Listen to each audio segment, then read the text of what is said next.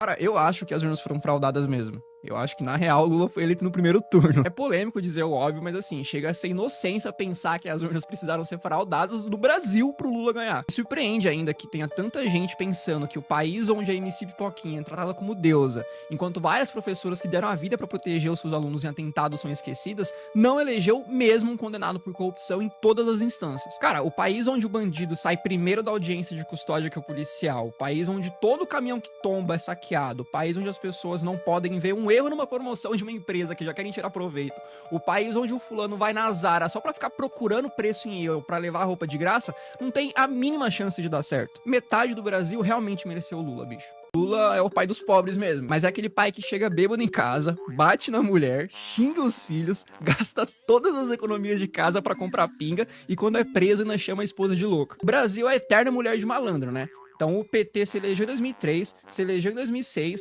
se elegeu em 2010, se elegeu em 2014, quase se elegeu em 2018, se elegeu em 2022 dizendo que mudaria o Brasil, mas o nosso país continua um dos mais pobres, um dos mais corruptos e um dos mais violentos do mundo. Assim, se isso não é síndrome de Estocolmo, eu não sei o que é, cara. Se você é um cristão de esquerda, ou você não leu Marx, ou você não leu a Bíblia. O próprio Marx, além de ser um ateu e ter construído todo o seu pensamento através do materialismo e do ateísmo, dizia que a religião era o ópio do povo. O socialismo tem essa ideia, né?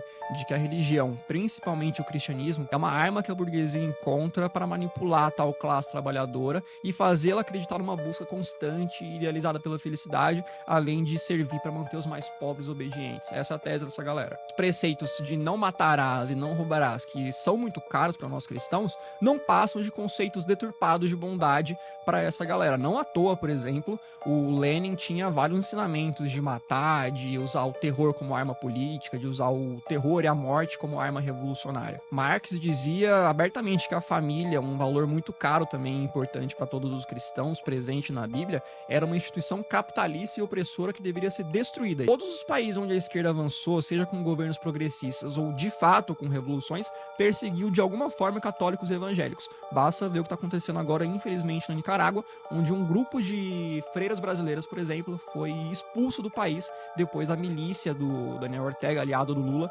entrar invadindo e destruindo a igreja delas. Além de não fazer sentido ser cristão e socialista por causa da própria teoria marxista, também não faz sentido ser cristão e socialista pela própria prática. Jesus pregava ali a caridade voluntária, não a tomada forçada da propriedade alheia. O jovem militante de esquerda é o exemplo vivo do porquê que eu defendo tanto o ensino de qualidade sem viés ideológico na sala de aula. Porque, mano, pensa comigo.